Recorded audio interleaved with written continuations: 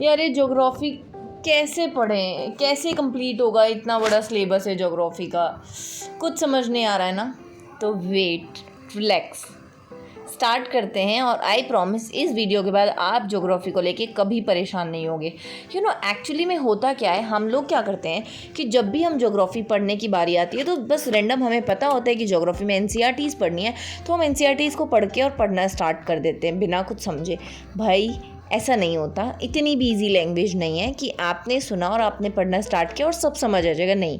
और इसीलिए हमें सब्जेक्ट बोरिंग लगने लगता है और हम बंद करके कह देते हैं कि ज्योग्राफी हमसे नहीं होगी, ये सब्जेक्ट तो बोरिंग है। पर ऐसा बिल्कुल भी नहीं है। ज्योग्राफी जितना इंटरेस्टिंग सब्जेक्ट मुझे नहीं लगता कोई भी सब्जेक्ट हो सकता है।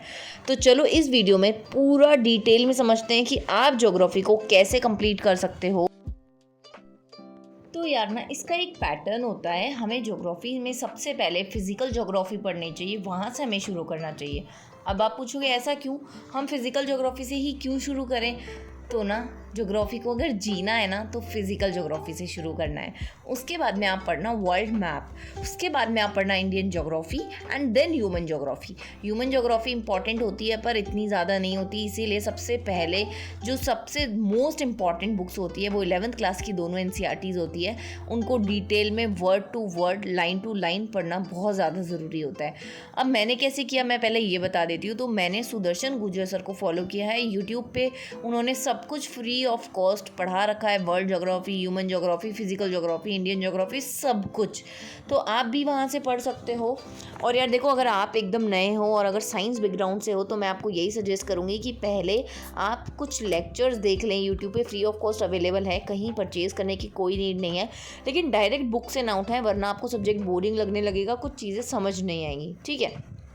अब दूसरी चीज़ करें कैसे इसको, तो मैं बताऊंगी कि प्रीलिम्स और मेंस के लिए अगर आप इसको करना चाहते हैं तो सबसे पहले आपको इसका सिलेबस उठाना है और शुरू के 5 दिन सिर्फ सिलेबस को देना है, ब्रेन स्टॉर्मिंग करनी है और समझना है वर्ड्स। सिलेबस में जो वर्ड्स दिए हैं उन पे फोकस करना है कि अच्छा ज्योग्राफी में ये वर्ड्स होते हैं, ये चीज़ें होती हैं। माउंटेन्स पढ़ना होता है, हिल्स पढ़ना होता है, रिवर्स पढ़ना होता है, सॉइल्स पढ़नी होती है, बहुत सारी चीज़ें होती हैं, ठीक है। उसके बाद में जब आपको ये चीज़ें समझ आ जाए तो आप एक बार सिर्फ PYQ से गो थ्रू हो लेना। मैं ये नहीं बोलूँगी कि PYQ को डिटेल में देखना, क्योंकि शुरुआत में आप डिटेल में एनालिसिस नहीं कर पाओगे PYQ का, ये सच है। इसीलिए अपने आप को ज़्यादा फोर्स मत करना, कुछ नहीं, सिर्फ देख लेना कि अच्छा ऐसे ऐसे क्वेश्चंस आते हैं। कुछ समझ आ जाता है तो ठीक है, कुछ नहीं आता है तो भी ठीक है। आप पहले सिलेबस कंप्लीट करो, उसके बाद जो मेंस के PYQs है वो अपने आप समझ आने लगेंगे। फिर आपको ये फिजिकल ज्योग्राफी उठानी है और अपने आप को टारगेट देना है। इसमें टोटल 14 चैप्टर्स हैं, 15 है पर आप 14 मान के चलो, तो 14 चैप्टर्स इसके अंदर जो हैं आपको बस वो कंप्लीट करने हैं। टारगेट देना है कि कितने दिन में आप कितना कर सकते हो। मैं सच बता रही हूँ, शुरू में मुझे बहुत डर लगता था और शायद मुझे 1 महीना लग गया था पूरा ज्योग्राफी कंप्लीट करने में, लेकिन अभी के टाइम में मैं सिर्फ 1 दिन में दोनों ज्योग्राफी की बुक्स पढ़ डालती हूँ और मज़े से, बहुत मज़ा आता है। आपको दिख ही रहा होगा मैंने कितना आनंद ले के पढ़ रखा है, मतलब लाइन टू लाइन। और कुछ चीज़ें अगर ऐड करनी है एक्स्ट्रा तो मैंने NCERT में ही कर रखी है और इसको रंगीन बना रखा है एकदम, क्योंकि मज़ा ही इतना आता है पढ़ने में, चीज़ें जानने में कि अच्छा ऐसा होता था, अच्छा आज से पहले अर्थ ऐसी थी, यहाँ नहीं यहाँ थी। मतलब सच में मज़ा आता है ज्योग्राफी को पढ़ने में। एक बार शुरू करके देखो, बस मज़ा आ जाएगा। कुछ मत पढ़ना, दिन रात सोते जागते सिर्फ ज्योग्राफी पढ़ना, तो आप 1 महीने में कंप्लीट भी कर लोगे दोनों बुक्स। और उसके बाद कॉन्फिडेंस भी आएगा, PYQs भी समझ आने लगेंगे और सब्जेक्ट का जो इसके अंदर जो है, जो कंटेंट है वो समझ आने लगेगा कि ज्योग्राफी क्या डिमांड करती है। फिर क्वेश्चंस भी समझ आने लगेंगे और आप आंसर राइटिंग भी बहुत अच्छे से कर पाओगे।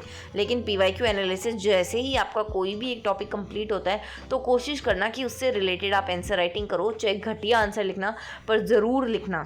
और जब आप रिवर्स वगैरह पढ़ोगे ना, अभी आपको देख के लग रहा होगा ये क्या मैंने लाइंस कर रखी है, पर पढ़ने के बाद में, मतलब शुरू में मुझे भी लगता था कि यार कैसे इतनी सारी रिवर्स लर्न होंगी, कैसे पता होगा।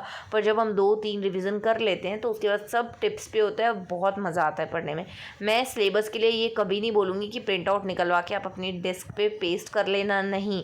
सिलेबस के लिए ये मैं स्ट्रिक्टली बोलूँगी कि वर्ड टू वर्ड सिलेबस को आप अपने हाथों से, इंटरनेट से देख के खुद लिखें, कोई प्रिंट आउट निकलवाने की ज़रूरत नहीं है। और फिर उसको सामने पेस्ट करने की जगह आप अपनी ज्योग्राफी की नोटबुक में रख लें। उसके बाद आप वहाँ से उसको रोज़ सब्जेक्ट को स्टार्ट करने से पहले सिलेबस ज़रूर देखें।